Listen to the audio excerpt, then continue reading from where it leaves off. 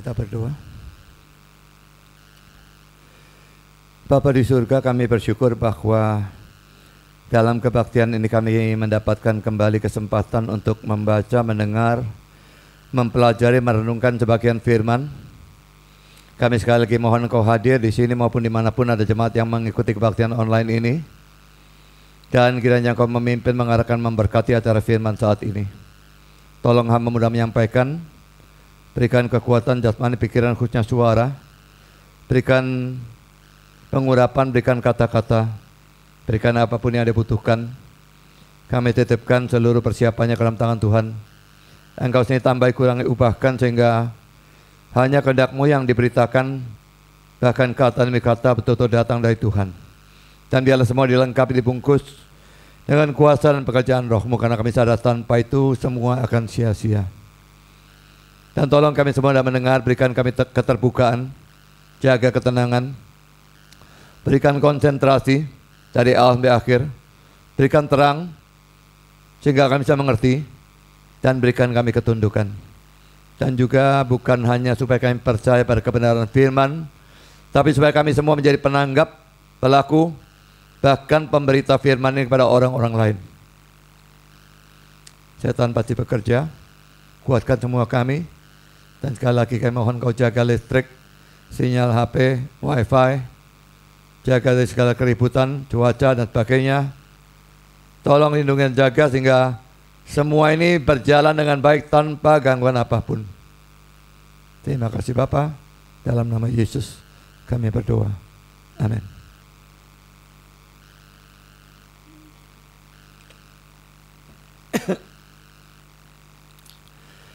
Saudara, hari ini saya berikan tema janji Tuhan yang tidak digenapi. Kelihatannya tema yang aneh ya. Kita masih membahas Matius 13, 1-23 posisi ini. Dan ini sesi yang ke-6. Sebetulnya kita hanya membahas ayat 16 dan ayat 17. Tapi saya akan baca mulai ayat 10 sampai dengan ayat 17. Maka datanglah murid-muridnya dan bertanya kepadanya, mengapa engkau berkata-kata kepada mereka dalam perumpamaan? Jawab Yesus, kepadamu diberi karunia untuk mengetahui rahasia kerajaan Allah, kerajaan surga, tetapi kepada mereka tidak. Karena siapa yang mempunyai, kepadanya akan diberi sehingga ia berkelimpahan. Tetapi siapa yang tidak mempunyai, apapun juga yang ada padanya akan diambil daripadanya. Itulah sebabnya aku berkata-kata dalam perumpamaan kepada mereka, karena sekalipun melihat mereka tidak melihat, dan sekalipun mendengar mereka tidak mendengar dan tidak mengerti. Maka pada mereka genaplah nubuat Yesaya yang berbunyi, kamu akan mendengar dan mendengar, namun tidak mengerti. Kamu akan melihat dan melihat, namun tidak menanggap. Sebab hati bangsa ini telah menebal, dan telinganya berat mendengar, dan matanya melekat tertutup, supaya jangan mereka melihat dengan matanya, dan mendengar dengan telinganya, dan mengerti dengan hatinya, lalu berbalik, sehingga aku menyembuhkan mereka. Sekarang perhatikan dua ayat yang menjadikan penekanan khotbah hari ini. Tetapi berbahagialah matamu karena melihat, dan telingamu karena mendengar.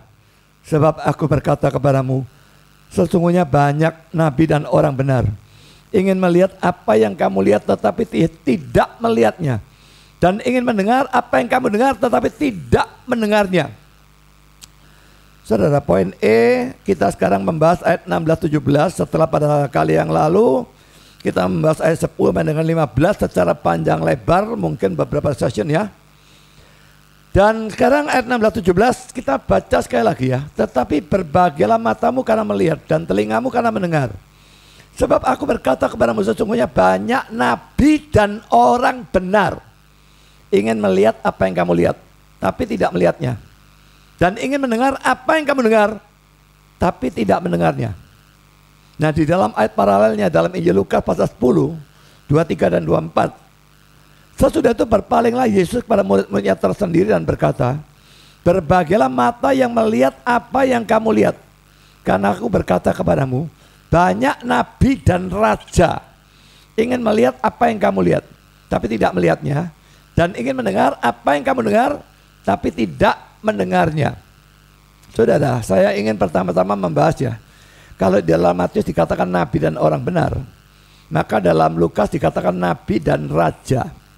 Jadi di tempat dari orang benar, Lukas menuliskan raja. Dan sebetulnya ini bukan suatu kontradiksi. Mungkin dia mengucapkan dua-dua, tapi yang satu menuliskan yang satunya, yang satu menuliskan yang satunya. Dan di samping juga, raja itu memang banyak raja yang brengsek jelas ya. Tapi dalam perjanjian lama jelas memang ada raja yang termasuk sebagai orang benar. Misalnya Daud, Salomo, dan sebagainya. Memang ada dosa-dosa mereka, tapi bagaimanapun mereka harus dianggap sebagai orang benar. Jadi tidak ada kontradiksi apapun di sini. Sekarang saudara, saya akan membahas hal yang lain. Pertama saudara, yang akan saya bahas adalah kata berbahagialah.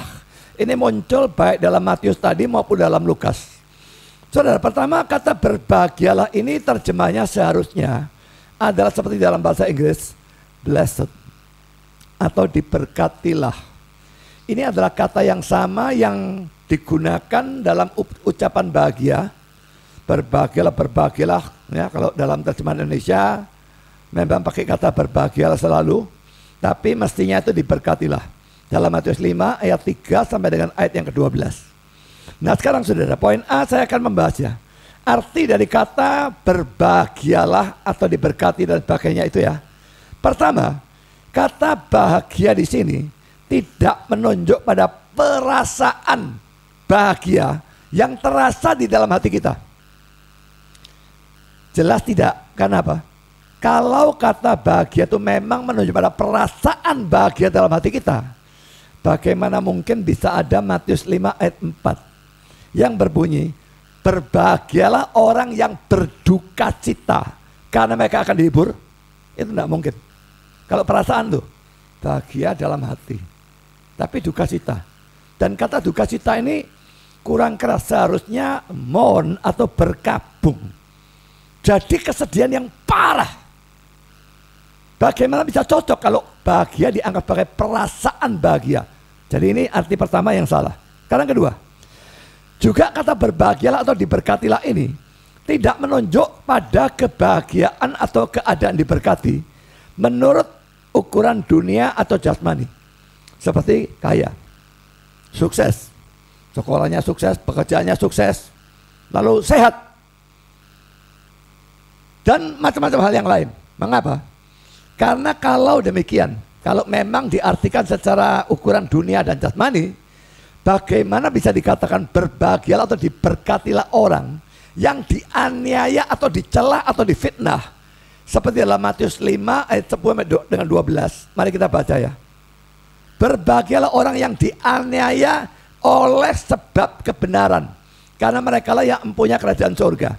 Berbahagialah kamu jika karena aku kamu dicela dan dianiaya, dan kepadamu difitnahkan segala yang jahat. Bersukacita dan bergembiralah, karena upahmu besar di surga. Sebab demikian juga telah dianiaya nabi-nabi yang sebelum kamu. Jadi saudara, perhatikan ya. Orang-orang ini dikatakan berbahagia, diberkati pada saat mereka dianiaya, dicela, difitnah. Kalau ini bicara soal kebahagiaan dan keadaan diberkati menurut ukuran dunia atau jasmani, ini jelas tidak cocok. Tapi juga sekarang dalam kutipan ayat ini, saya ingin menekankan kata-kata yang saya garis bawahi dan warna merah ya. Jadi bukan seadanya dianiaya, bukan seadanya dicela atau difitnah. Tapi harus semua itu kita alami oleh sebab kebenaran atau karena aku. Kebenaran ini firman Tuhan, dan aku, Yesus di sini. Jadi saudara, ini adalah orang yang dikatakan berbahagia waktu mereka dianiaya, mereka difitnah, mereka dicela, tapi semua itu mereka alami oleh sebab kebenaran. Karena aku. Kalau sekarang banyak orang mencela Ravi Zacharias, apakah itu karena kebenaran? Apakah itu karena aku?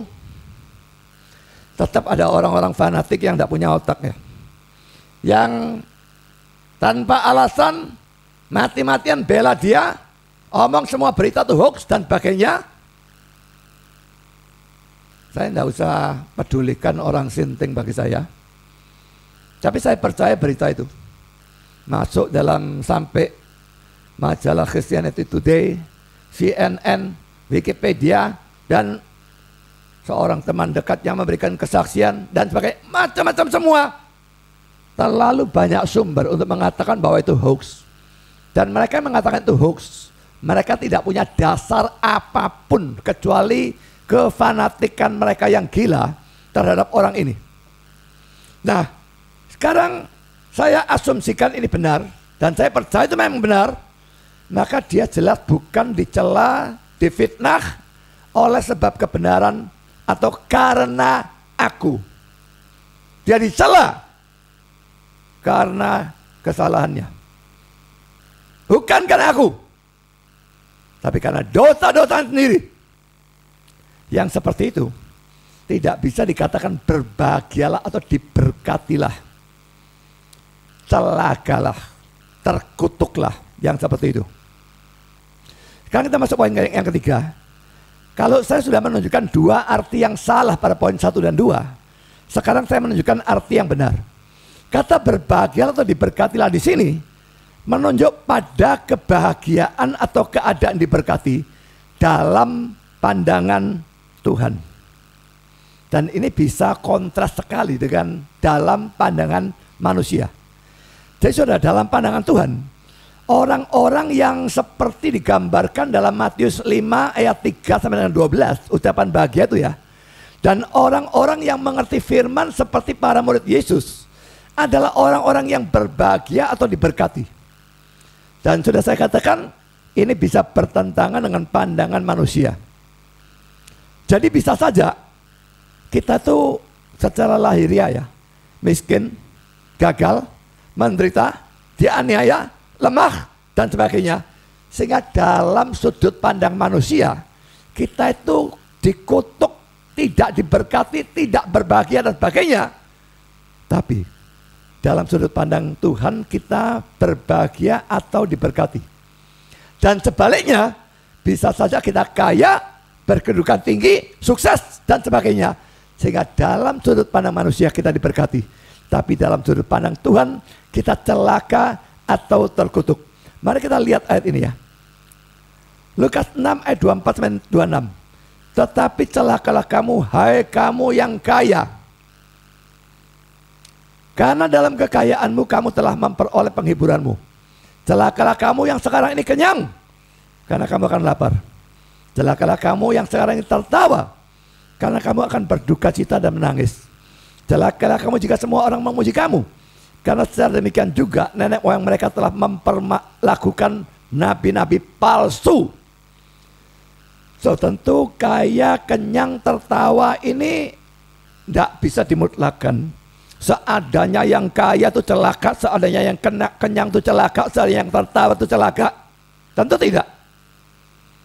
Tapi semua ini kalau cuma kaya, kalau cuma kenyang, kalau cuma tertawa secara jasmani, tapi secara rohani mereka nol atau bahkan minus, maka celakalah kamu. Secara khususnya ayat 26 ya. Celakalah kamu jika semua orang memuji kamu. Saya pikir Ravi Zacharias termasuk orang yang seperti itu ya. Bukan main banyaknya orang yang memuji dia. Dan terus terang saya tidak terlalu mengerti kenapa. Kalau dulu saya nyaris tidak kenal dia, cuma tahu namanya. Tidak pernah satu kali pun dengar khotbahnya kecuali cuplian pendek-pendek sangat singkat dan tidak cukup untuk tahu pandangannya dia bagaimana. Bukunya juga nol, semua tidak tahu. Maka sudah pada beberapa hari terakhir saya kepingin ngecek, orang ini orang yang bagaimana sih kok sampai dipuji seluruh dunia. Dan saya melihat saudara, orang ini adalah orang yang berusaha menyenangkan semua orang. Itu salah satu penilaian saya tentang dia. Misalnya dia diundang gereja Mormon, wah dia datang, tidak masalah saudara. Kalau saya diundang gereja Mormon saya datang juga kok. Tapi saya akan beritakan Injil mati-matian. Dan apapun perbedaan Mormon dengan kita yang fundamental, pasti saya akan berusaha ubah. Tapi saudara, bukan itu yang Raffi lakukan. Datang dengan kata-kata pertama, wah puji-pujian dan sebagainya. Saya bukan orang yang biasa munafik model semacam demikian. Kalau saya anggap Mormon sesat, saya tidak akan datang ke sana dan memulai kata-kata saya dengan pujian kepada mereka. Saya juga mungkin tidak akan mengutuk mereka. Tapi saya tidak akan memberikan kata-kata pujian. Tapi saya langsung saja. Mungkin mulai dengan selamat pagi atau selamat malam. Langsung khotbah. Tanpa membuang waktu. Dan membicarakan perbedaan-perbedaan. Dan menunjukkan bahwa mereka bertentangan dengan Alkitab. Bukan itu yang dia lakukan, saudara. Dia ketemu dengan orang Katolik. Bukan apapun membetulkan orang Katolik itu yang dilakukan, sama sekali tidak. Bertemu dengan orang Muslim yang tanya pada dia,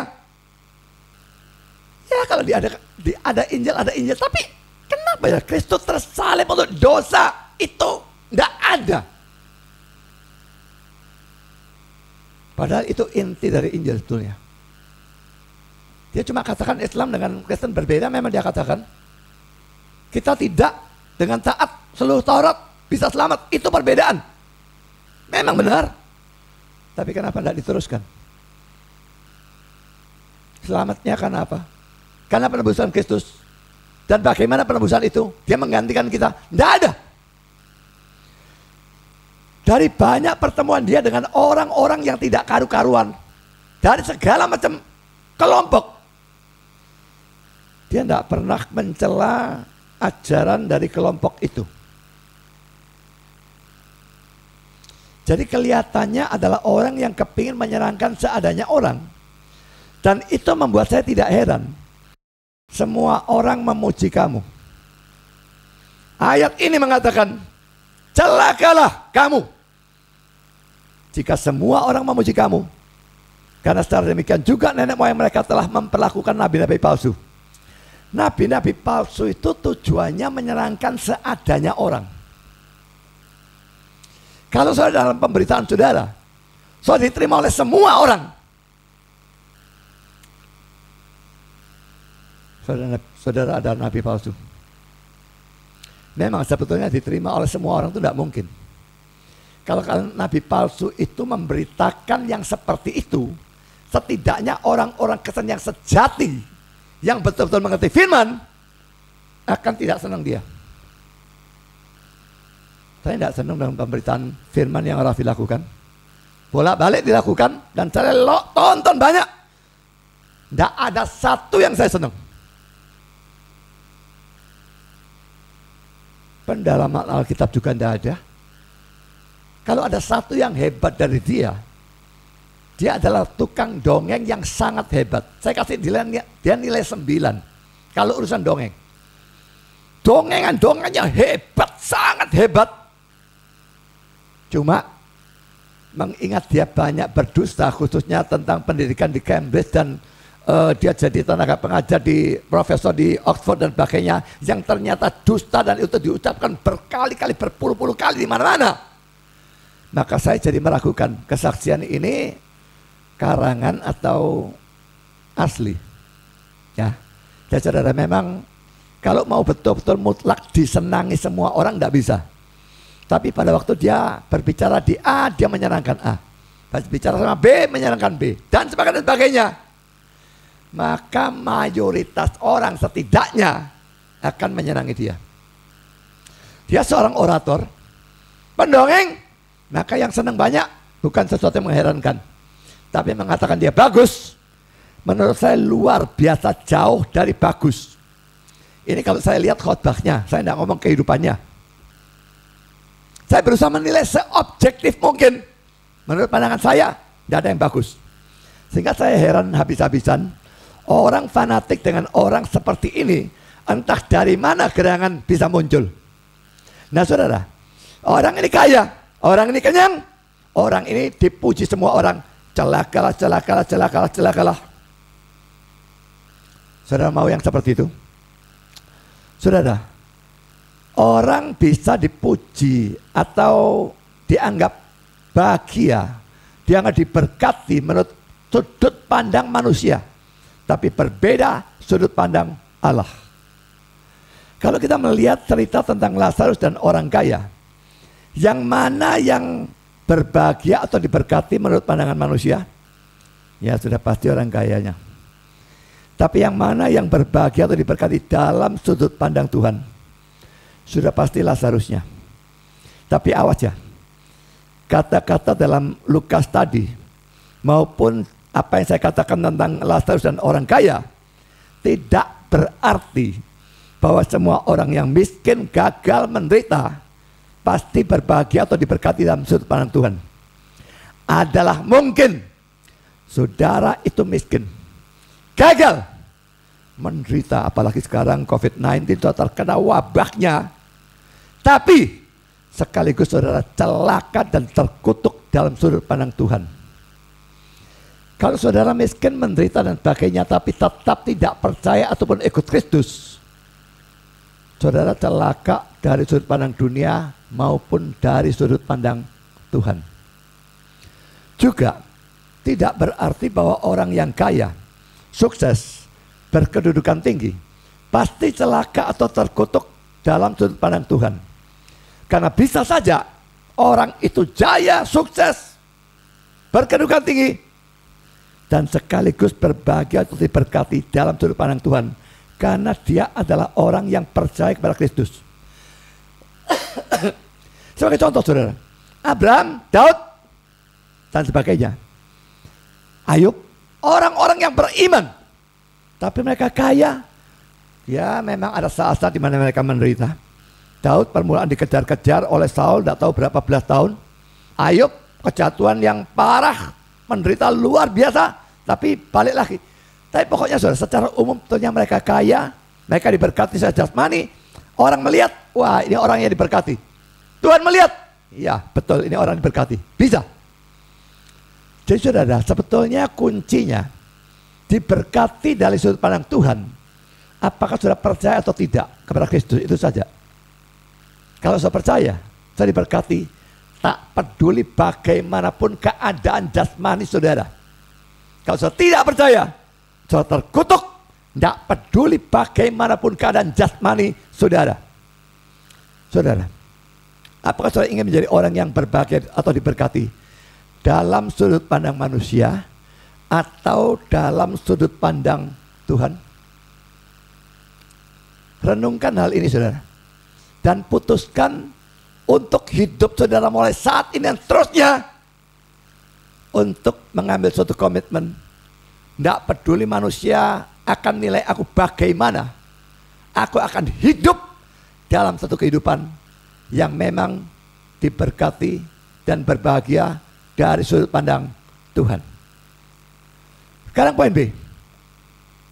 Ayat ini, dari kembali pada ayat dalam Matius ya, jelas menunjukkan bahwa pengertian tentang Injil atau firman Tuhan merupakan sesuatu yang sangat berharga, sehingga orang yang mengertinya dianggap atau disebut sebagai atau berbahagia atau diberkati lebih tepat. Berbahagialah kamu karena matamu melihat dan sebagainya. Diberkatilah karena matamu melihat apa? Telingamu mendengar apa? Mendengar Injil ataupun firman Tuhan. Mereka dianggap diberkati. Maka dari sana kita bisa melihat bahwa pengertian tentang Injil atau firman Tuhan jelas merupakan sesuatu yang sangat berharga. Seberapa banyak saudara mengerti firman Tuhan? Dan seberapa banyak saudara menghargai pengertian terhadap firman Tuhan? Pengenalan terhadap Tuhan sendiri, ini nilainya berapa dalam diri saudara? Kalau di sini ada uang 1 triliun, dan di sini ada pengertian firman Tuhan banyak, nilai yang mana saudara? Kalau mau jujur mungkin banyak orang Kristen milih yang ini. Itu cilakanya. Milih yang tidak diberkati. Tidak milih yang diberkati. Tidak layak, mereka memang tidak dapat pengertian itu. Memang itu bukan pilihan mereka. Mereka tidak cari. Kalau memang bukan pilihannya, bukan prioritasnya, mereka tidak cari. Tidak cari, tidak belajar. Tidak belajar. Kalau bisa mengerti ya sulapan, saudara. Saudara, mari kita melihat kata-kata Matthew Henry. Mata dari orang percaya yang paling hina, yang mengenal dari pengalaman kasih karunia Kristus, adalah lebih diberkati daripada mata dari sarjana-sarjana yang terbesar, master-master terbesar dalam pengalaman filsafat, yang adalah orang-orang asing bagi Allah, yang seperti Allah atau dewa-dewa yang mereka layani atau sembah, mempunyai mata tetapi tidak melihat. Jadi dibandingkan dua kelompok, saudara ya. Kelompok pertama ini orang percaya yang paling hina, kedudukannya rendah, tidak punya pangkat, tidak punya kekayaan dan sebagainya, tapi dia mengenal dari pengalaman kasih karunia Kristus. Dan kelompok kedua, wah, orang-orang top, sarjana-sarjana terbesar, master-master terbesar dalam pengalaman filsafat, tapi mereka adalah orang asing bagi Allah. Dan dikatakan seperti Allah-Allah yang atau dewa-dewa mereka lain atau sembah. Jadi mereka penyembah berhala. Dan dewanya punya mata tapi tidak melihat. Kita bisa melihat itu dalam Mazmur 115 ayat 4 sampai dengan ayat yang ke-8. Berhala-berhala mereka adalah perak dan emas, buatan tangan manusia. Mempunyai mulut tetapi tidak dapat berkata-kata. Mempunyai mata tetapi tidak dapat melihat. Mempunyai telinga tetapi tidak dapat mendengar. Mempunyai hidung tetapi tidak dapat mencium. Mempunyai tangan tapi tidak dapat meraba-raba.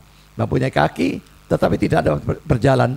Dan tidak dapat memberi suara dengan kerongkongannya. Seperti itulah jadinya orang-orang yang membuatnya dan semua orang yang percaya kepadanya.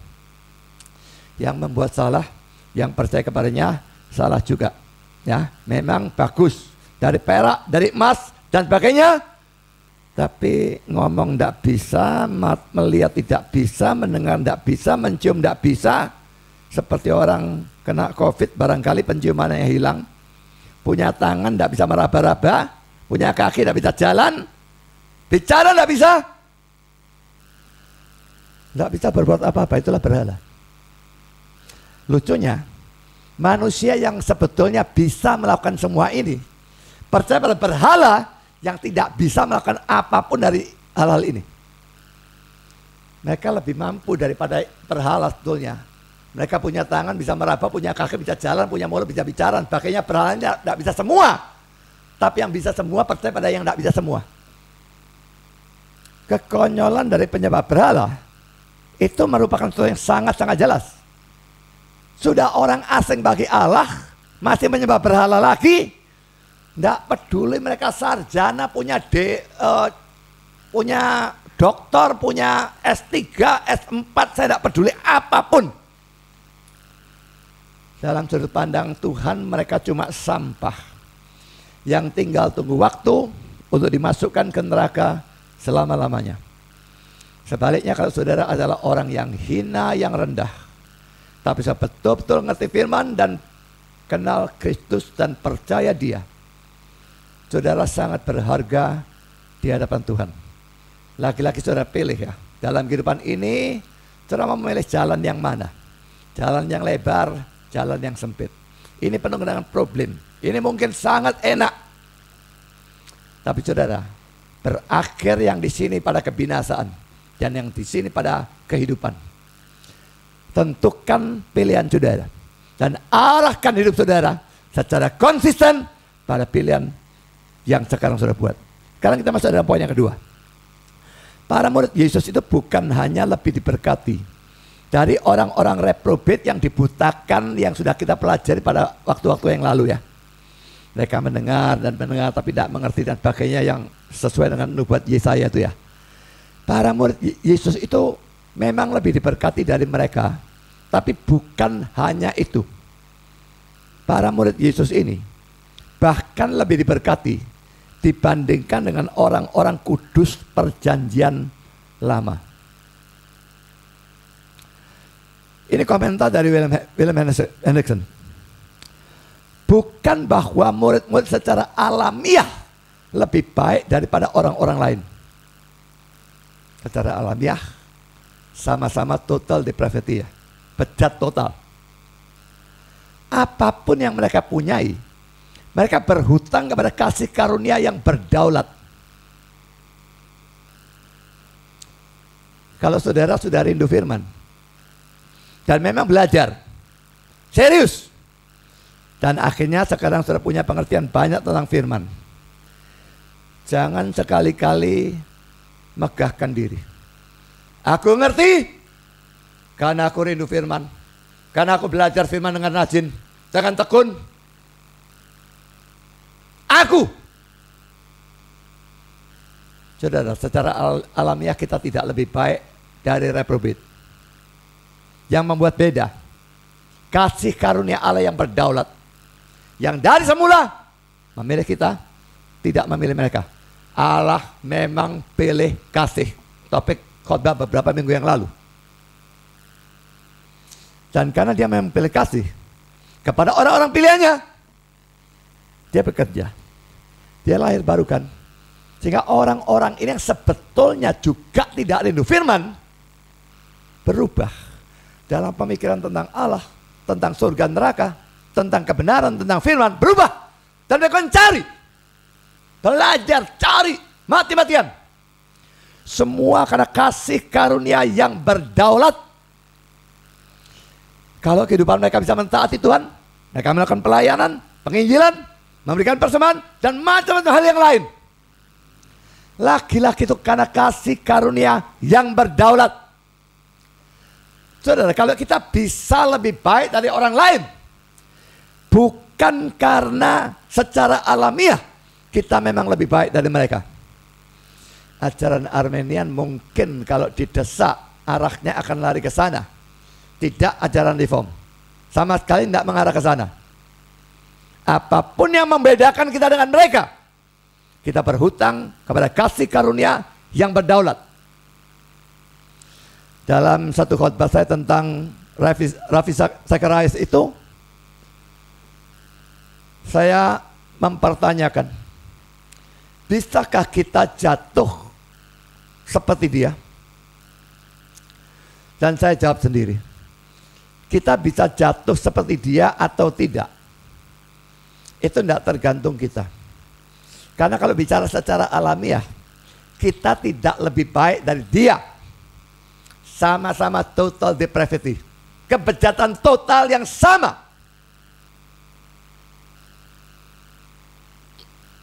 Kita bisa lebih baik dari dia kalau Tuhan yang berdaulat berikan kasih karunia-Nya kepada kita. Kita bisa taat hanya kalau dia topang dengan kasih karunia. Begitu dia cabut kasih karunia-Nya, kita jatuh. Dan kalau dia cabut sebanyak dia cabut pada Ravi, kita akan jatuh sedalam itu. Kalau dia cabut lebih banyak dari yang dia cabut dari Ravi, kita jatuh lebih dalam lagi. Sangat bisa. Jadi berharaplah, berdoalah. Tuhan, Engkau sudah berikan aku kasih karunia sehingga aku percaya dan cari Engkau. Cari firman, belajar firman, ngerti firman. Tolong terus topang aku dengan kasih karunia-Mu. Jangan jatuh seperti dia, apalagi lebih parah. Kalau bisa, seminim mungkin jatuhnya. Sehingga aku bisa hidup sesaleh mungkin. Bukan karena free will kita memilih untuk tidak jatuh.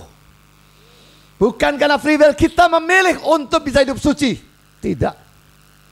Kasih karunia kan atau tidak, itu yang menentukan. Di sini memang ajaran Reform dan ajaran Armenian bertolak belakang tidak karu-karuan. Sekarang saya lanjutkan dengan Matthew Henry.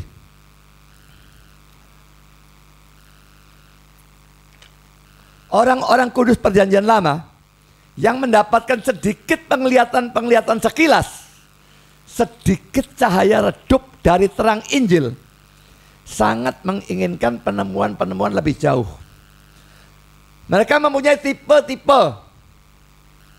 Domba korban itu kan tipe ya. Imam itu juga tipe dan macam-macam tipe ya. Bayangan-bayangan dan nubuat-nubuat. Wah, nubuat tentang Mesias banyak sekali ya. Dari hal-hal itu, tetapi rindu untuk melihat realita atau hal yang sesungguhnya. Mereka ingin melihat keselamatan yang besar, penghiburan Israel, tetapi tidak melihatnya karena waktunya belum genap. Perhatikan. Pertama, mereka yang tahu atau kenal sesuatu tentang atau dari Kristus tidak bisa tidak, pasti ingin tahu lebih banyak. Jadi salah satu ukuran ya. Saudara betul-betul percaya atau tidak kepada Kristus. Sungguh-sungguh dari hati ini ada keingintahuan lebih banyak. Bukan sekedar rasa ingin tahu yang seadanya orang bisa ingin tahu ya. Bukan rasa ingin tahu duniawi, bukan begitu ya. Tapi betul-betul dari dalam kepingin kenal Kristus, lebih kenal. Dan karena kenal Kristus yang bertambah kenal kepada Kristus bisa terjadi hanya kalau kita makin mengerti firman, maka kita serius mengejar firman. Sekarang saya lanjutkan. Kedua, penemuan dari kasih karunia ilahi dibuat. Bahkan bagi nabi-nabi dan orang-orang benar, tetapi sesuai dengan zaman di bawah mana mereka berada. Sekalipun mereka adalah orang-orang favorit dari surga, mereka juga orang pilihan, saudara. Orang benar dalam PL itu orang pilihan ya. Dengan siapa rahasia Allah ada, tapi mereka tidak melihat hal-hal yang ingin mereka lihat. Karena Allah telah menentukan untuk tidak membawa mereka kepada terang. Dan kesenangannya tidak akan mengantisipasi rencananya. Tentang orang-orang kudus zaman perjanjian lama yang hanya mendapatkan secercah terang. Bandingkan dengan ayat-ayat, saya akan berikan kalau tidak salah 3 ayat, saya akan tunjukkan satu persatu ya. Pertama poin A. Dan ayat-ayat yang saya tunjukkan ini mungkin banyak orang atau tidak mengerti atau salah mengerti. Jadi karena itu saya anggap penting untuk menjelaskan bagaimana menafsirkan ayat ini sebenarnya. Pertama poin A, saudara. Matius 11 ayat 11. Aku berkata kepadamu, sesungguhnya di antara mereka yang dilahirkan oleh perempuan tidak pernah tampil seorang yang lebih besar daripada Yohanes Pembaptis. Namun yang terkecil dalam kerajaan surga lebih besar daripadanya. Saya pecah menjadi 2 ya, ayat 11a dan ayat 11b. Pertama, ayat 11a. Yohanes Pembaptis dikatakan lebih besar dari semua orang yang dilahirkan perempuan. Semua orang yang dilahirkan perempuan ini maksudnya adalah nabi-nabi perjanjian lama yang lain sebelum Yohanes. Saudara, mengapa Yohanes Pembaptis lebih besar dari mereka? Karena saudara, nabi-nabi perjanjian lama hanya bisa bernubuat tentang Kristus. Tahu dan punya tipe-tipe dan simbol-simbol tentang Kristus. Domba korban, imam, nubuat-nubuat banyak sekali. Itu toh yang mereka ada. Tapi Yohanes Pembaptis melihat Kristusnya sendiri. Lihatlah anak domba Allah dan sebagainya. Ya. Jadi dia melihat sendiri. Dia bisa menunjuk kepada Kristus sebagai penggenapan nubuat-nubuat dalam PL. Penggenapan tipe-tipe dan simbol-simbol tentang Kristus dalam perjanjian lama. Anak domba Allah yang mengangkut dosa dunia. Saudara, jadi di sini punya cuma tipenya, nubuatnya, simbolnya di sini. Penggenapannya dari nubuatnya, antitipenya, penggenapan simbolnya, dia melihat. Yang di sini enggak. Dalam arti itu, Yohanes Pembaptis lebih besar dari semua nabi-nabi perjanjian lama yang lain. Saudara, mari kita melihat kata-kata Calvin. Ia ini Yohanes Pembaptis ya, lebih bagus daripada nabi-nabi dalam hal ini. Bahwa ia tidak seperti mereka menyatakan penebusan dari jauh. Yesaya kan bicara penebusan misalnya Yesaya 53. Dari jauh. Dan dengan kabur di bawah bayang-bayang. Tipe dan sebagainya itu banyak yang mereka tidak ngerti, saudara. Tetapi menyatakan bahwa saat penebusan sekarang dinyatakan dan sudah dekat. Jadi kalau Nabi PL menyatakan penebusan dari jauh dengan kabut di bawah bayang-bayang, Yohanes Pembaptis lebih bagus daripada para nabi-nabi itu dalam hal ini. Dia menyatakan bahwa saat penebusan sekarang dinyatakan dan sudah dekat. Dinyatakan atau sudah dinyatakan atau dekat. Ini rasanya kayak kontradiksi. Tapi saudara, itu bukan kontradiksi, itu memang gayanya ya. Sudah datang tapi masih akan datang. Jadi itu menunjukkan dalam proses sebetulnya. Memang Yohanes Pembaptis itu dalam proses. Kristusnya sih sudah datang, tapi tersalibnya belum. Belum sungguh-sungguh masuk dalam zaman perjanjian baru. Zaman perjanjian baru secara teologis dimulai saat Yesus mati di atas kayu salib. Bait Allah tirainya sobek dan semua hukum upacara dibuang. Itu perpisahan PL dengan PP. Yohanes Pembaptis masih hidup pada zaman PL, tapi dia melihat penggenapannya. Yesusnya sudah datang, biarpun belum mati dan sebagainya.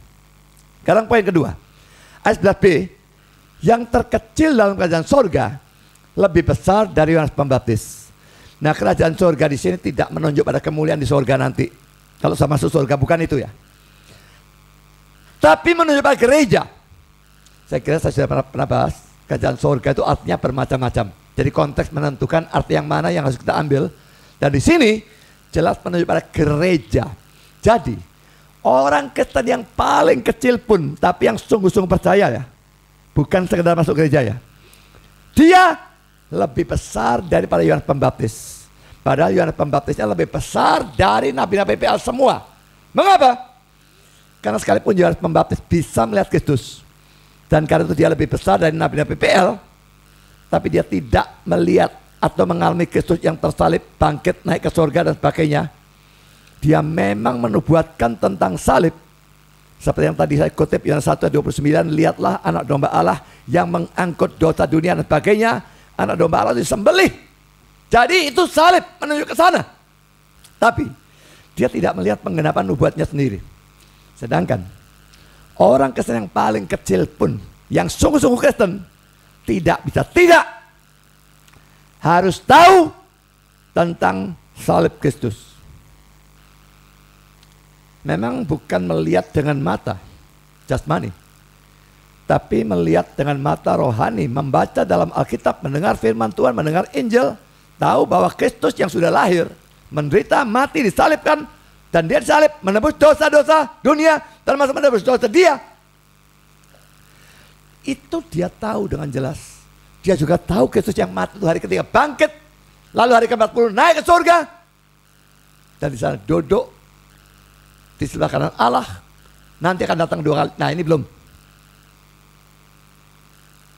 Jadi saudara, yang paling kecil pun di gereja, yang sungguh-sungguh lebih besar dari Yohanes dalam arti seperti itu. Jadi ingat ya, Yohanes Pembaptis lebih besar dari nabi-nabi PL, dan yang terkecil dalam gereja lebih besar dari Yohanes. Bukan bicara soal imannya, bukan bicara kerohaniannya, kekudusannya, bukan bicara itu. Tapi persoalan hak untuk melihat, untuk mengerti tentang Injil, tentang Kristus dan sebagainya. Yang di sini cuma nubuat, tipe, simbol dan sebagainya. Di sini melihat penggenapan, tapi tetap salib, kebangkitan dan sebagainya belum. Tapi kita sudah semua dalam hal itu kita melihat naik. Karena memang firman Tuhan itu diberikan secara progresif, sedikit tambah sedikit, tambah sedikit, tambah sedikit, tambah sedikit. Dan kita yang paling besar dibandingkan semua dalam pengertian firman, pengertian Injil, pengenalan Kristus dan sebagainya. Saya lanjutkan saudara, William Hendriksen. Orang yang terkecil dalam kerajaan lebih besar daripada Yohanes, dalam arti bahwa ia mempunyai hak-hak yang lebih tinggi. Jadi saya berikan penafsir ini untuk menunjukkan kepada saudara, ini bukan pandangan saya. Kalau mau bicara saya, waktu saya baca ayat itu, saya bingung 7 keliling. Ini apa maunya ayat ini? Kita lebih besar dari Yohanes, bagaimana bisa? Urusan hak, urusan pengertian Injil, urusan pengetahuan tentang Kristus tersalib dan sebagainya. Dalam hal itu kita lebih besar. Calvin juga mengatakan hal ini ya. Artinya dinyatakan secara lebih jelas bahwa semua pelayan-pelayan dari Injil termasuk yang sungguh-sungguh Kristen ya. Saya tidak bicara nabi palsu ya. Banyak dari mereka tak diragukan telah menerima suatu bagian kecil dari iman. Imannya kecil. Dan karena itu sangat lebih rendah dari Yohanes. Jadi kalau urusan iman saudara, banyak, mungkin hampir semua kalau tidak semua dari kita dalam gereja lebih kecil dari Yohanes, lebih kecil juga dari Nabi PL. Tetapi ini tidak menghalangi pemberitaan mereka lebih tinggi dari pemberitaan Yohanes. Karena itu menawarkan Kristus sebagai telah memberikan atau menyediakan pemuasan lengkap dan kekal oleh satu korbannya sebagai pemenang dari maut dan Tuhan dari kehidupan. Dan karena itu menyingkirkan tabir dan mengangkat orang-orang percaya pada ruang maha suci surgawi. Ruang maha sucinya bait Allah sudah tidak ada, saudara, itu sudah dianggap. Dia bicara ruang maha suci surgawi. Saudara, kita lebih besar dari Yohanes. Kita lebih besar dari Nabi PPL. Dalam urusan pemberitaan Injil, kita bukan cuma bisa memberitakan nubuat. Kita bahkan bukan cuma memberitakan penggenapan nubuat Kristusnya sudah lahir. Tapi kita bisa memberitakan Kristus yang mati menebus dosa kita dengan cara tersalib. Inti dari Injil yang secara mengherankan tidak pernah ada dalam khotbah-khotbah yang saya tonton dari Rafi Zacharias. Nginjil sama orang Muslim, dia tidak bicarakan Kristus tersalib. Kesaksian pertobatannya, dia tidak bicarakan Kristus yang tersalib. Dia kutip Yohanes 14 ayat 6 kalau saya tidak salah. Tapi saya tidak ngerti kenapa Kristus tersalib itu inti dari Injil. Kenapa bisa tidak ada? Saya selalu memperhatikan kesaksian pertobatan orang. Kalau orang itu bersaksi misalnya, saya sakit, nah katakanlah kena COVID-19. Waduh, tidak bisa bernapas dan saya berdoa, tahu-tahu, Tuhan berikan kelegaan, plong, tahu-tahu. Dan dalam 2 hari saya sembuh. Sejak itu saya percaya pada Kristus. Saya tidak percaya kesaksian pertobatan seperti itu. Yesus cuma ditekankan sebagai dokter. Itu bukan saving faith. Itu bukan iman yang menyelamatkan. Kalau iman yang menyelamatkan, harus percaya kepada Kristus yang mati tersalib untuk dosanya, bangkit dan membuktikan dosanya sudah beres. Itu harus ada. Aneh. Waktu saya katakan Raffi tidak pernah PI, banyak orang ketawai dan ngamuk. Ada yang ngamuk, ada yang ketawa. Raffi tidak pernah PI. Tunjukkan. Sampai saya pikir orang-orang ini tidak ngerti Injil barangkali ya. Injil itu apa mereka tidak ngerti. Berarti mereka tidak lebih berbahagia dari Yohanes Pembaptis dan sebagainya. Tidak lebih tinggi maksud saya. Sudah dalam zaman perjanjian baru tetap tidak ngerti Injil itu apa. Tidak ada dalam pemberitaan Raffi. Saya tidak lihat semua khotbahnya. Tapi saya pilih khotbah-khotbah yang temanya itu Injili. Kesaksian pertobatan. Dia bicara dengan Muslim dan sebagainya. Macam-macam hal yang topiknya Injili. Why I believe Jesus. Loh, kok bisa why I believe Jesus? Saya tonton. Tidak ada Injilnya Yesus mati tersalib untuk dosa, itu tidak ada. Bagi saya sesuatu yang sangat-sangat mencurigakan. Kalau saudara memberikan kesaksian pertobatan dan hal itu tidak ada, saya ragukan iman saudara. Kalau hal itu ada, saya tidak berani memastikan iman saudara. Bisa saja saudara cuma punya pengertian intelek, tetapi setidaknya memungkinkan saudara punya iman yang sejati. Kalau tidak ada, saya tidak percaya saudara Kristen. Saya lanjutkan sekarang saudara. Tadi 11A dan 11B itu kita pisahkan ya. Sekarang tafsiran Adam Clarke ini menggabungkan semuanya saudara ya. Pertama, bahwa kerajaan surga di sini tidak berarti keadaan dari kemuliaan yang akan datang. Kedua, bahwa bukanlah dalam kekudusan dan pembaktian kepada Allah, di mana yang terkecil dalam kerajaan ini lebih besar daripada Yohanes. Tetapi ketiga, bahwa itu semata-mata perbedaan pelayanan. Nabi-nabi memperhatikan seorang Kristus yang akan datang atau sedang mendatang. Yohanes menunjukkan bahwa Kristus itu ada pada saat itu di antara mereka. Dan pengkhotbah-pengkhotbah dari Injil membuktikan bahwa Kristus itu telah menderita dan masuk ke dalam kemuliaannya, dan bahwa pertobatan dan pengampunan dosa-dosa diberitakan melalui darahnya. Jadi saudara, ini memang si Adam Clarke ini orang Armenian. Tadi saya sudah kutip Willem Hendriksen, itu orang Reform. Calvin sendiri bapaknya dari orang Reform boleh dikatakan. Di sini saya berikan Adam Clarke yang adalah Armenian dan Armenian garis keras. Saya tidak masalah menggunakan bukunya orang Armenian. Selama bukan membahas tentang tulip, penetapan dosa, free will dan sebagainya, penafsiran seperti ini, mereka bisa benar secara sempurna.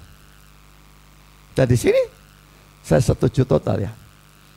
Nabi, Yohanes Pembaptis, dan kita dibedakan seperti itu, bukan dalam urusan kekudusan dan sebagainya, tapi dalam urusan pelayanan kita yang kita ketahui dan sebagainya. Di sini cuma nubuat, tipe, simbol, di sini sudah melihat, dan di sini salibnya pun sudah ada, sehingga pemberitaan Injil kita bisa lebih lengkap daripada yang manapun dari mereka. Jadi saudara, itu arti dari Matius 11 ayat yang ke-11. Jangan sampai menafsirkan tidak karu-karuan tentang ayat itu. Sekarang saudara, kita masuk dalam ayat yang kedua yang ingin saya bahas. 1 Petrus 1 ayat 10 sampai dengan ayat 12. Keselamatan itulah yang diselidiki dan diteliti oleh nabi-nabi yang telah bernubuat tentang kasih karunia yang diperuntukkan bagimu. Dan mereka meneliti saat yang mana dan yang bagaimana yang dimaksudkan oleh Roh Kristus yang ada di dalam mereka, yaitu Roh yang sebelumnya memberi kesaksian tentang segala penderitaan yang akan menimpa Kristus dan tentang segala kemuliaan yang menyusul sesudah itu. Kepada mereka telah dinyatakan bahwa mereka bukan melayani diri mereka sendiri, tetapi melayani kamu. Petrus bicara pada orang-orang Kristen zaman itu ya. Dengan segala sesuatu yang telah diberitakan sekarang kepada kamu dengan perantara mereka yang oleh Roh Kudus yang diutus dari sorga menyampaikan berita Injil kepada kamu, yaitu hal-hal yang ingin diketahui oleh malaikat-malaikat. Saudara, pertama kita akan lihat ya, bahwa keselamatan yang dibicarakan ini sangat berharga. Ayat 10 dimulai dengan kata keselamatan itulah gitu ya, yang diselidiki dan sebagainya. Keselamatan yang dibicarakan ini sangat berharga. Dan untuk menunjukkan hal itu, Petrus mengatakan dua hal. Pertama, poin A, keselamatan itu diselidiki atau diteliti oleh para nabi. Ayat 10 dan ayat 11a. Mereka bernubuat, mereka menulis. Tapi mereka menyelidiki, meneliti, berarti mereka sendiri tidak mengerti, atau setidaknya tidak mengerti total tentang apa yang mereka katakan atau tulis. Poin B, ingin diketahui oleh para malaikat. Ayat 12b. Berita Injil tadi ya, itu merupakan hal-hal yang ingin diketahui oleh malaikat-malaikat. Jadi saudara ya, dalam zaman PL, bukan cuma para nabi yang tidak ngerti akan nubuat-nubuat yang mereka berikan itu. Mungkin mereka ngerti sebagian, tapi banyak yang mereka tidak ngerti. Bukan cuma mereka tidak ngerti. Malaikat-malaikat pun ingin tahu, berarti mereka tidak tahu. Kalau sudah tahu, ada apa ingin tahu? Memang zaman PB sekarang tentu malaikat sudah tahu. Tapi pada zaman itu, malaikat pun tidak tahu. Jangankan para nabi. Para nabi menyelidiki. Dan malaikat ingin tahu tentang keselamatan yang dikerjakan oleh Kristus bagi kita. Kalau malaikat tidak tahu, bisakah setan tahu? Ada orang yang baru-baru ini tanya kepada saya. Karena dia melihat kayak kontradiksi ya. Setan itu ingin bunuh Yesus atau ingin Yesus tidak mati. Dilihat dari Yudas mengkhianati. Dan orang tokoh-tokoh Yahudi teriak salibkan dia dan macam-macam hal yang lain. Pasti dihasut setan untuk bunuh Yesus. Tapi dilihat dari ayat tertentu yang lain, misalnya waktu dia pertama kali mengumumkan, aku akan pergi ke Yerusalem, akan ditangkap, disesah, mati, bangkit. Petrus langsung menghalangi dia. Tuhan, itu sekali-kali tidak akan terjadi padamu. Nah, Yesus berkata, enyahlah iblis. Sebetulnya bukan enyahlah ya. Terjemahan itu salah. Pergilah ke belakangku. Get behind me, Satan. Pemimpinnya siapa sih? Yesus. Petrusnya menghalangi. Yesus mau ke Yerusalem. Get behind me. Kamu pengikut. Mundur. Dan disebut setan. Lah, apakah setan membisiki Petrus atau menghasut Petrus untuk menghalangi Yesus mati? Loh, tadi orang-orang lain dihasut supaya Yesus mati. Petrus dihasut supaya Yesus tidak mati. Begitu. Lalu waktu Yesus di atas kayu salib, orang-orang ngejek. Kamu anak Allah, turun dari salib itu, maka kami akan percaya. Loh, ini godaan untuk turun tidak jadi mati. Dari setan juga. Saya jawab orang itu, setan cukup tahulah. Dia mungkin juga goda Petrus, dia mungkin goda orang-orang yang ngejek, tapi dia tahu Yesusnya tidak mungkin turun. Lalu untuk apa dia goda? Lah mereka pokoknya berdosa tuh. Setan tidak tahu, saudara. Pada waktu Yesus dibunuh, mungkin dia kira dia menang.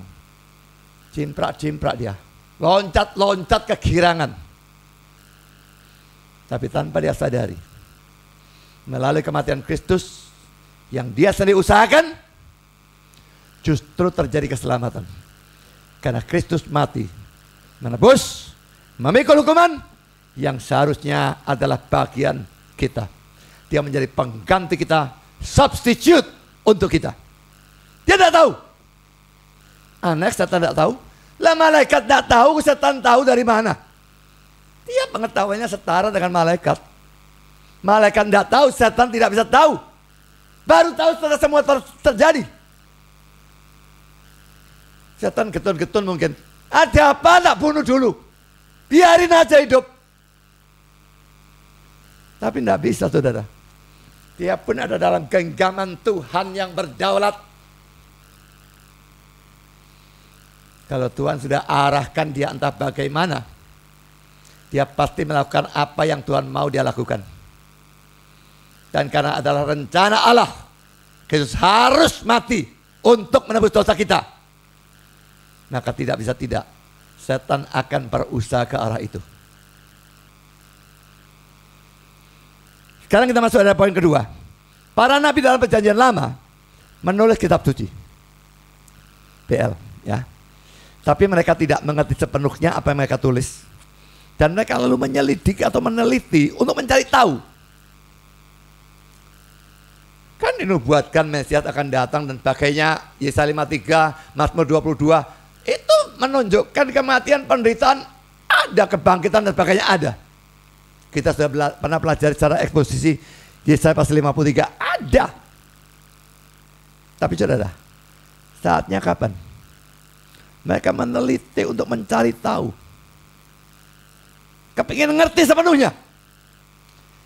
Sekarang ada beberapa poin saudara ya. Poin A, ini menunjukkan bahwa mereka menulis bukan semata-mata dari diri mereka sendiri. Memang bukannya didikte A, B, bukan begitu ya. Otak mereka dipakai, pengalaman hidup mereka dipakai. Ada wahyu mengenai Tuhan, tapi pada saat yang sama ada pengilhaman. Saudara, bedakan wahyu dan pengilhaman ya. Jangan dipukul rata. Bukan seluruh Alkitab itu wahyu dari Tuhan, tapi seluruh Alkitab ditulis dengan ilham Tuhan, Roh Kudus. Ya, Tuhan Roh Kudus sama saja. Ilham, semua butuh. Itu membuat mereka menulis tanpa kesalahan. Sehingga Alkitab yang asli itu betul-betul infallible dan inerrant. Sama sekali tidak ada salahnya. Tapi wahyu, bagaimana misalnya Musa bisa menulis tentang hari-hari penciptaan? Diberitahu Adam. Adamnya tahu dari mana? Dia baru cipta hari ke-6. Yang tidak memungkinkan manusia tahu, Tuhan berikan melalui wahyu. Tapi seperti Lukas misalnya, menulis Injil Lukas ya, dia menyelidiki. Baca awal dari Injil Lukas, dia selidiki dan pakainya. Dan ini sering dipakai oleh orang seberang untuk menyerang kita. Saya akui Alkitab bukan semuanya wahyu kok. Yang penting itu ilhamnya, karena ilhamnya membuat Lukas pada waktu menulis tidak bisa salah. Ini berlaku hanya untuk autografnya, Alkitab aslinya. Tapi kalau wahyu, nggak harus dikasih. Musa pada waktu mencatat perjalanan mereka di padang gurun, luang dia ngalami bersama mereka kok. Sambil ngalami, Tuhan suruh dia catat. Dicatat sama Musa. Itu nggak butuh wahyu. Kalau nggak butuh wahyu, Tuhan tidak berikan wahyu. Kalau bisa diketahui melalui cara lain yang non wahyu, Tuhan tidak memberikan wahyu. Tapi hal-hal yang tidak mungkin diketahui tanpa diberikan wahyu, maka Tuhan berikan wahyu. Jadi Alkitab bukan seluruhnya wahyu, tapi semuanya ditulis oleh para penulisnya yang diilhami Roh Kudus, menjadikan tulisannya tidak bisa salah. Jadi wahyu itu pemberian beritanya kepada orang ini. Ilham, waktu orang ini menuliskan, ini beda. Dan kita perlu tahu secara detail, secara benar, perbedaan wahyu dan ilham. Jadi saudara, ini menunjukkan bahwa mereka menulis bukan semata-mata dari diri mereka. Mungkin pengertiannya dipakai, pengalaman dipakai, mereka menulis, tapi mereka menulis lebih dari yang mereka mengerti. Jadi bagian ini memang menunjukkan adanya pewahyuan dan pengilhaman dalam penulisan Alkitab. Sehingga ada bagian-bagian yang mereka sendiri tidak mengerti. Sebagian mereka mengerti, bukan tidak mengerti total. Sekarang poin B, bahwa mereka menuliskan firman Tuhan, tapi mereka sendiri tidak mengertinya, juga menunjukkan bahwa tulisan itu tujuannya bukan hanya untuk diri mereka sendiri, tetapi untuk kita. Baca sendiri ayat 12. Calvin menggambarkan bahwa nabi-nabi itu menyiapkan meja dengan makanannya, tapi kita yang makan. Enak kita ya. Mereka yang repot kerja, siapkan meja, masak, siapkan makan, kita yang makan. Tapi apakah mereka ngamuk? Aku kesel tok dapatnya, dapat capek tok. Siapkan meja, masak, siapkan makanan, dapat baunya, ngiler, tidak bisa makan. Mereka tidak mengomel seperti itu. Mereka mau melakukan pelayanan yang mereka sendiri tidak nikmati, tetapi kita yang menikmati. Saudara, kalau saudara mesti disuruh melakukan pelayanan di mana saudara sendiri menikmati, maka lebih mungkin saudara melakukan dengan senang hati. Misalnya satu gereja ingin membangun gereja. Kita tidak punya gereja, cuma ruko, pinjam lakinya. Kita mau bangun gereja.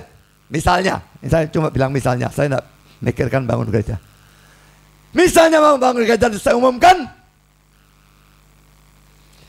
Mungkin banyak orang mau memberi dengan pemikiran, nanti aku juga enak kebaktian di gereja yang baru dan semuanya didesain lebih bagus. Tak usah bocor seperti begini dan sebagainya.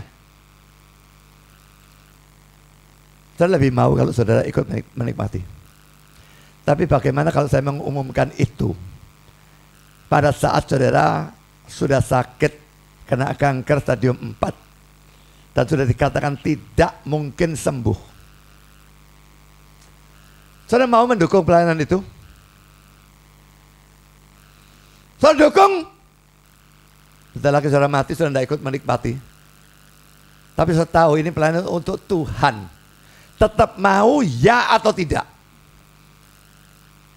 Kalau tidak mau, berarti saudara hanya mau melakukan pelayanan yang saudara ikut ambil bagian dalam kesenangannya atau berkatnya, tapi punya suatu keegoisan sehingga kalau pelayanan itu aku sendiri tidak diberkati olehnya, aku tidak mau. Kita harus tetap mau melakukannya dengan semangat dan sungguh-sungguh seperti para nabi itu.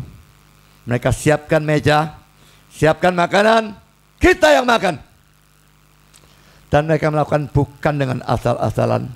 Mereka lakukan dengan sungguh-sungguh, padahal mereka tidak mendapatkan apa-apa. Saudara, kalau saudara mengajar sekolah minggu atau mengurus komisi pemuda, remaja dan sebagainya, mungkin saudara merasa saudara tidak dapat apa-apa. Lain saudara Indra misalnya tadi jadi chairman berarti melayani dalam kebaktian dewasa. Nah sekarang dia dengar firman, dia bisa mendapatkan berkat dari firman yang diberitakan. Tapi guru sekolah minggu yang ngajar dalam kebaktian anak, lah mereka dongeng, biarpun dongengnya ada Injil dan sebagainya, tapi dangkal sekali untuk menyesuaikan dengan anak. Terlalu dangkal untuk dia. Bagi dia tidak ada berkat apa-apa, itu sudah tahu semua. Tetap mau melakukan pelayanan itu atau tidak? Makanya suka dari guru sekolah minggu ya. Sudah mereka tidak dapat apa-apa dari pelayanan itu. Juga mereka karena kebaktian sekolah minggu seringkali disamakan jamnya dengan kebaktian dewasa. Tidak bisa ikut kebaktian. Nanti sore harus datang lagi kebaktian sendiri. Harus pergi ke gereja 2 kali. Saudara, boleh jadi saudara tidak dapat apa-apa dalam dunia ini. Tapi kalau saudara mau melakukan itu, pelayanan yang saat di dunia ini saudara tidak dapat apa-apa, tapi pelayanan itu benar, sesuai kehendak Tuhan, saudara lakukan dengan benar, dengan semangat, dengan tulus, pahalanya nanti tambah enak sebetulnya ya. Yang sudah dapat kenikmatan sekarang, sudah dapat down payment. Saudara tidak pakai down payment, langsung dapat seluruhnya. Tuhan bukan orang yang suka berhutang lalu tidak dibayar. So pasti dibayar. Sekalipun bukan itu yang harus menjadi motivasi kita. Kasih kita kepada Tuhan. Keinginan kita memuliakan Tuhan. Tidak peduli saya dapat atau tidak dapat. Harus mau lakukan pelayanan karena hal itu. Kan saudara, penekanan dari teks ini. Dari surat Petrus ini ya. Nabi-nabi PL menulis, tapi mereka tidak mengertinya. Dan bahkan malaikat-malaikat dalam zaman perjanjian lama tidak mengertinya. Tapi kita, orang-orang percaya dalam zaman perjanjian baru, mengertinya. Dalam arti ini, yang terkecil di antara kita lebih besar dari nabi-nabi PL maupun dari Yohanes Pembaptis. Sekarang saya berikan contoh ayat yang ketiga. Ibrani 11 ayat 13, lalu ayat 39 dan 40. Kalau saudara baca seluruh Ibrani 11 ini cerita tentang boleh dikatakan pahlawan-pahlawan iman, apa yang mereka lakukan dan sebagainya ya. Dan ayat 13, dalam iman mereka semua ini telah mati sebagai orang-orang yang tidak memperoleh apa yang dijanjikan itu, tetapi yang hanya dari jauh melihatnya dan melambai-lambai kepadanya, dan yang mengakui bahwa mereka adalah orang asing dan pendatang di bumi ini. Mereka tidak memperoleh apa yang dijanjikan. Karena itu khotbah hari ini saya berikan topik janji Tuhan yang tidak dikenapi. Tuhan janji kepada mereka, kok mereka tidak memperoleh. Ini sesuatu yang dulu saya bingung apa maunya. Tuhan tidak menepati janji. Lalu kita baca ayat 39 dan 40. Dan mereka semua tidak memperoleh apa yang dijanjikan itu. Lagi-lagi saudara, mereka semua tidak memperoleh apa yang dijanjikan itu. Sekalipun iman mereka telah memberikan kepada mereka suatu kesaksian yang baik. Berarti iman mereka iman yang asli. Sebab Allah telah menyediakan sesuatu yang lebih baik bagi kita. Tanpa kita mereka tidak dapat sampai kepada kesempurnaan. Saya tidak berkeinginan membahas secara eksposisi teks ini. Saya hanya membahas bagian yang diperlukan, tetapi ada satu yang saya tambahkan yang sebetulnya tidak cocok dengan jalurnya. Saya menyeleweng sedikit ya. Karena bagian ini saya anggap sangat bagus. Adam Clarke dalam komentarnya tentang Ibrani 11 ayat 13 itu membahas kata-kata orang asing dan pendatang di bumi ini ya. Bagian terakhir dari ayat 13. Dan dia memberikan kata-kata ini ya. Dan saya anggap kata-katanya sangat bagus. Saya katakan orang ini Armenian, tapi terpelajar. Jangan jadi reform tidak mau belajar bukunya Armenian. Bahkan yang salah pun kita bahas untuk bisa menunjukkan yang benar bagaimana. Tahu argumentasi Armenian, tahu bagaimana memasakkan. Tapi dalam hal seperti ini tidak ada hubungannya dengan pertentangan reform dan Armenianisme. Dia mengatakan kata-kata ini, orang asing dan pendatang. Orang-orang asing, Yunania, Xenoi, orang-orang yang berada di luar negara mereka sendiri, yang berada di suatu negara asing.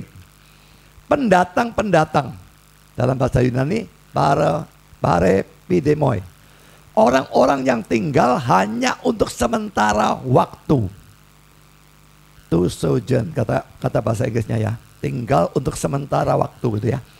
Tidak bermaksud untuk memindahkan tempat tinggal atau rumah mereka di tempat itu, ataupun untuk menjadi warga negara dari negara itu. Betapa banyak orang yang menggunakan istilah-istilah atau ungkapan-ungkapan ini mengakui sebagai orang-orang asing dan pendatang-pendatang di sini di bawah. Mereka ngaku, aku di sini orang asing, aku di sini pendatang, tinggal sementara. Tetapi seluruh tingkah laku, roh atau kecondongan dan kecintaan mereka menunjukkan bahwa mereka ada di rumah secara sempurna. Bukan tinggal sebagai orang asing, tinggal di rumah secara sempurna. Kalau pengakuannya bagus, orang asing, pendatang, tinggal sementara.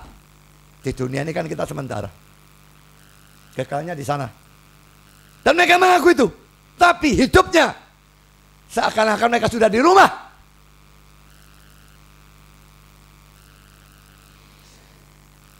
Kau saudara pergi ke luar negeri,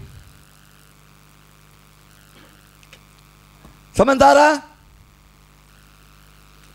saya tinggal di hotel,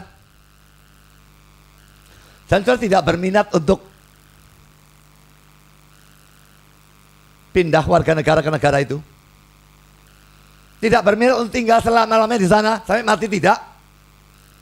Sementara 1 minggu kayak 1 bulan, saya tidak tahu berapa. Balik ke Indonesia. Apa yang kira-kira saudara lakukan di sana? Senang-senang mungkin, cari tempat wisata, pemandangan indah, makan-makan. Tapi kira-kira saudara bangun rumah di sana? Saudara beli mobil mewah di sana, yang pasti tidak bisa dibawa pulang. Gila kan kalau lakukan itu?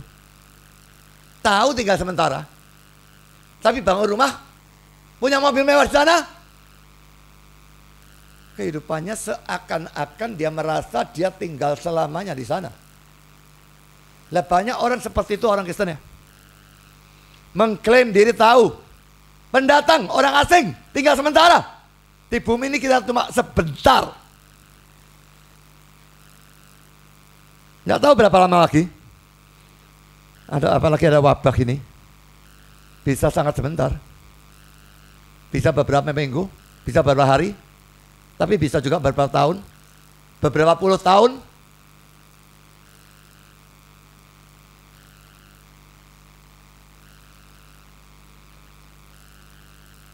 Kalau kita tahu bahwa kita cuma sementara, kenapa hidup kita di dunia ini hidup dengan cara sedemikian rupa, seakan-akan kita selama-lamanya akan tinggal dalam dunia ini? Orang punya rumah mewah seperti istana.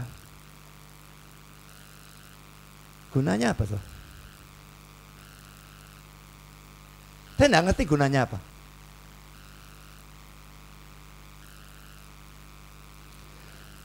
Mobil mewah. Mobil mewah satu saja bagi saya tidak ada gunanya. Mobil biasa saja kalau saya.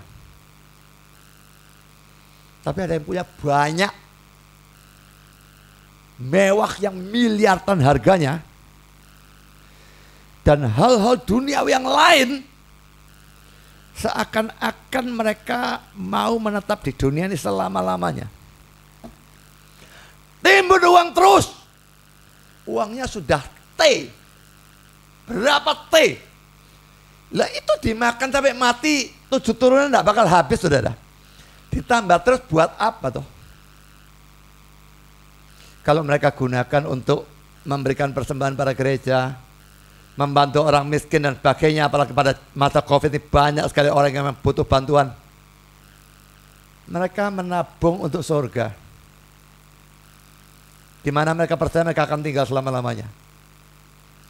Tapi mereka menimbun di dunia, seakan-akan mereka tinggal selama-lamanya di dunia.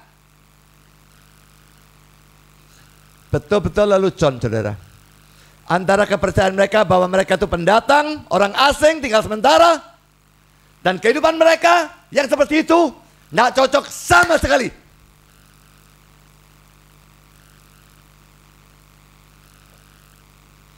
Saya tidak bilang juga buang semua uang saudara. Saudara besok masih hidup lalu makan apa? Tapi jangan menimbun begitu banyak di dunia. Menjadi cinta uang, mamon, dewa saudara, itu bertentangan dengan kepercayaan saudara tinggal sementara di dunia ini. Kita cuma butuh uang tidak terlalu banyak untuk menyelesaikan hidup kita. Selebihnya gunakan lebih baik untuk kemuliaan Tuhan dan menolong sesama, khususnya dalam masa pandemi seperti ini. Kan saudara, kita menyeleweng tadi sebentar ya, saya sudah katakan. Kita kembali sekarang kepada jalurnya ya. Sekarang penafsiran Adam Clarke tentang Ibrani 11 ayat 13 lagi. Dia berkata begini. Artinya Abraham, Sarah, Ishak dan Yakub terus percaya sampai akhir hidup mereka bahwa Allah akan menggenapi janji ini. Tetapi mereka tidak melihat keturunan yang banyak. Juga mereka tidak mendapat istirahat yang dijanjikan di Kanaan.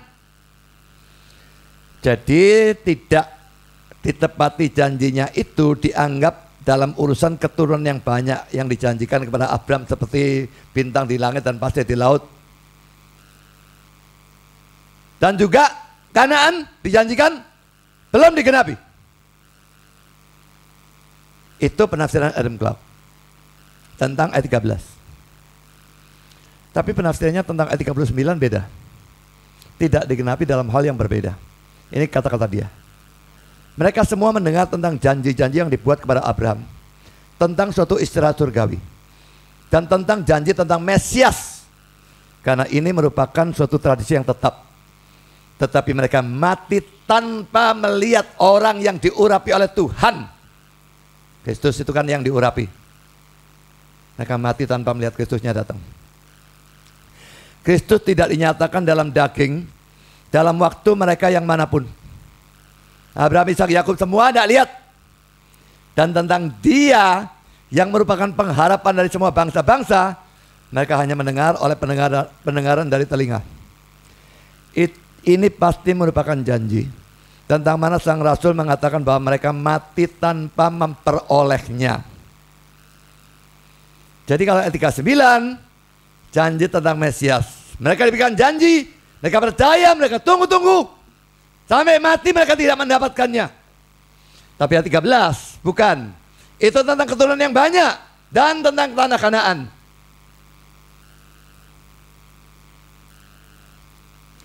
Saya tidak setuju dengan Adam Clark dalam hal ini.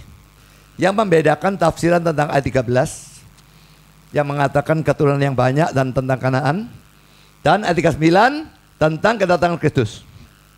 Saya lebih setuju dengan Calvin yang baik tentang ayat 13 maupun ayat 39 semua adalah tentang Kristus. Mari kita lihat tafsiran Calvin tentang ayat 13. Saya memberi penjelasan ini sekalipun Allah memberi kepada bapak-bapak hanya suatu cicipan dari kasih karunia itu yang dicurahkan dalam jumlah yang banyak pada kita. Sekalipun ia menunjukkan kepada mereka dari jauh hanya suatu simbol yang kabur dari Kristus yang sekarang dinyatakan kepada kita dengan jelas di hadapan mata kita. Tapi mereka puas dan tidak pernah murtad dari iman mereka. Maka betapa lebih besar alasan yang kita punyai pada saat ini untuk bertekun. Jika kita menjadi lemah, kita tidak bisa dimaafkan secara ganda. So, Calvin bukan hanya menekankan ini ayat 13 tentang Mesias. Adam Clark tadi tentang keturunan yang banyak dan Kanaan. Calvin tidak. Ayat 13 juga tentang Mesias, tentang Kristus. Mereka cuma dapat janji, tidak dapat penggenapan. Kita yang mendapatkan penggenapannya. Tapi di sini Calvin secara bagus memberikan suatu penerapan ya. Kalau mereka cuma dapat simbol yang kabur, kita dinyatakan saja jelas. Lah, mereka saja puas dan tidak pernah murtad dari iman mereka. Maka betapa lebih besar alasan yang kita punya pada saat itu bertekun. Jika kita menjadi lemah, mereka kuat, kita lemah, kita tidak bisa dimaafkan secara ganda, katanya dia. Bukan maksudnya dosanya tidak bisa diampuni, bukan ya. Tapi salahnya itu jadi double. Yang dapat terang sedikit bisa bertekun, dapat terang lebih banyak menjadi lemah. Apapun alasan menjadi lemah. Karena COVID-19, karena bencana keuangan, karena ditinggal keluarga yang saudara cintai, mati kena COVID.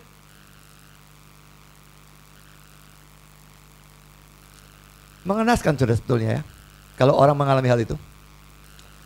Saya beberapa hari yang lalu di Facebook tahu-tahu dikontak oleh seorang teman dari Amerika, sekolah teologi sama-sama dengan saya.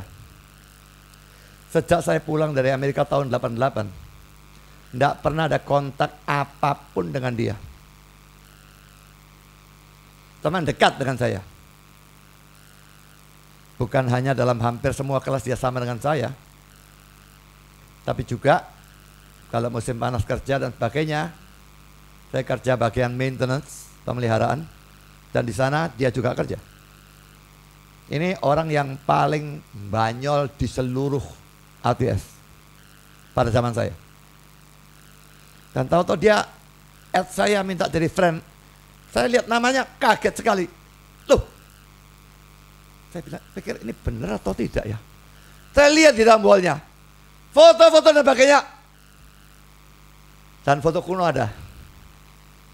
Kalau dia fotonya zaman sekarang mungkin saya tidak kenal. 33 tahun saudara. Lalu saya kontak dia dan lalu kontak melalui inbox dan sebagainya. Omong-omong. Dan dia mengatakan, Aku dan Katie itu istrinya, saya kenal istrinya juga, terkena COVID-19. Aku sembuh. Katie baru pulang Senin kemarin. Kalau tidak salah saya omong-omong dengan dia tuh Rabu ya. Baru pulang Senin kemarin. Dan dia kena pneumonia fibrosis. Jadi orang kena COVID-19 bisa kena paru-parunya. Lalu ada luka atau baret-baret atau apapun di paru-paru. Membuat dia ngos-ngosen terus ya. Hanya melakukan tindakan sedikit ngos-ngosen. Dan itu belum tentu bisa disembuhkan, dan itu memungkinkan bisa bertahan seumur hidup. Dan menyedihkan mendengarkan berita itu dari seorang teman dan istrinya yang saya dua-dua kenal dengan cukup baik, dan mereka ternyata kena COVID dan istrinya tetap mengalami bencana pokoknya yang ditimbulkan oleh COVID itu, dan ini pasti berlangsung lama dan mungkin bisa selamanya.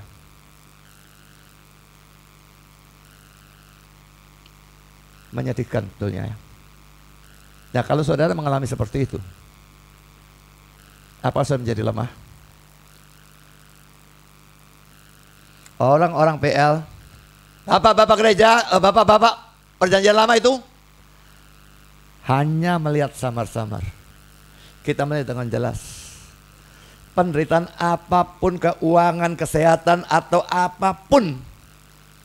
Mungkin untuk orang-orang Jakarta yang kena banjir.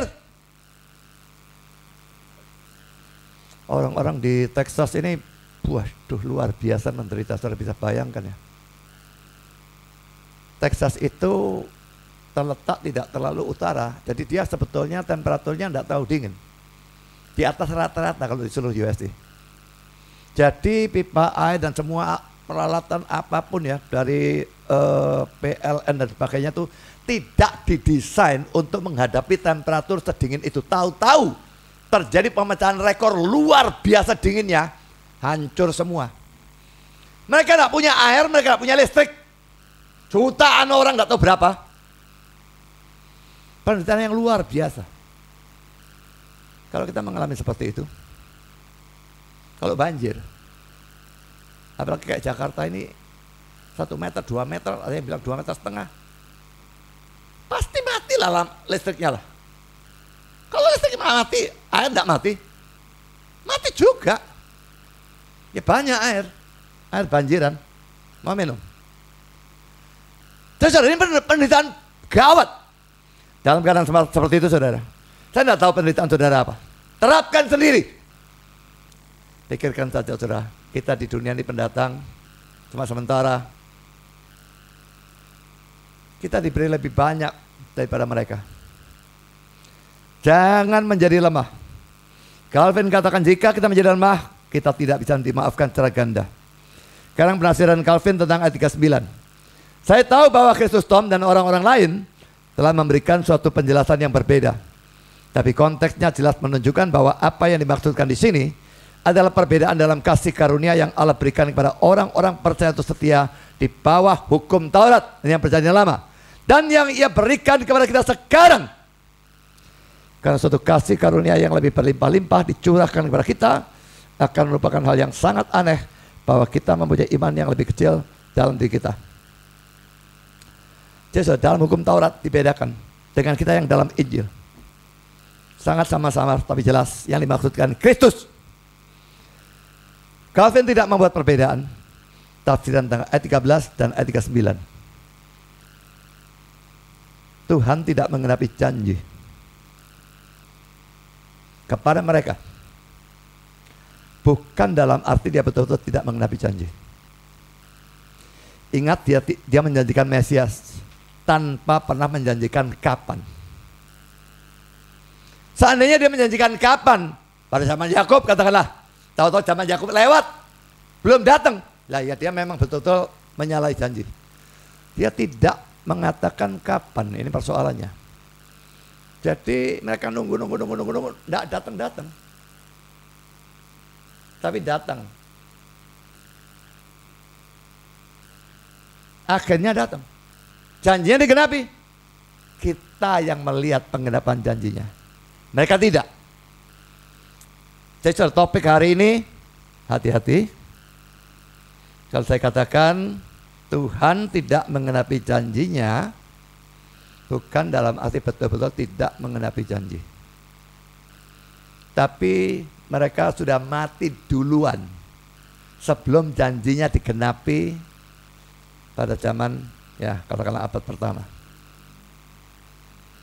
Dia tetap adalah Allah yang kalau berjanji dia pasti menepati, tidak bisa tidak. Dan di sini Calvin laki-laki memberikan penerapan yang memang sangat logis. Karena kita menerima lebih banyak dari nabi-nabi PL, kita seharusnya beriman lebih dibandingkan mereka. Saudara, bagaimana iman saudara? Tuhan punya banyak janji dalam keadaan menderita. Roma 8:28, 1 Korintus 10:13, dan macam-macam janji yang lain. Apakah saudara sedang menderita? Harusnya lebih beriman dari orang-orang PL. Dan percayalah, Tuhan tidak mungkin tidak menepati janjinya. Tuhan memberkati saudara semua. Amin.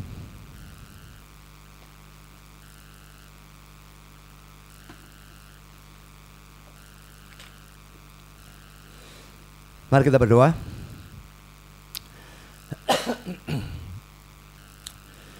Bapa di surga, terima kasih bahwa kami sudah boleh mendengar sebagian firman. Dan kami sudah belajar beberapa ayat yang sukar dan seringkali atau tidak dimengerti atau disalah mengerti. Kami bersyukur bahwa kami diberi pengetahuan lebih banyak, hak lebih banyak dari Yohanes Pembaptis, dan padahal Yohanes Pembaptis diberi hak lebih banyak dari nabi-nabi PL. Kami juga bersyukur bahwa kalau bapak-bapak perjanjian lama mendapatkan janji, tetapi mereka harus mati lebih dahulu sebelum janji digenapi, sehingga mereka tidak melihat pengenapan janji Tuhan. Tapi kami hidup setelah janji itu digenapi. Lama digenapinya, tetapi pasti digenapi. Membuat kami harusnya lebih percaya dari mereka bahwa Engkau adalah Allah yang tidak mungkin ingkar janji. Engkau pasti mengenapi janji. Dan dalam suka maupun duka, dalam wabah COVID, bencana ekonomi, atau apapun yang kami alami pada saat ini yang menyedihkan, banjir atau apapun, tolong kami selalu memandang kepada Engkau dan percaya bahwa Engkau selalu menepati janji. Biarlah kami tidak satu pun menjadi lemah, apalagi mundur dari Tuhan. Terima kasih Bapa, dalam nama Yesus kami berdoa. Amin.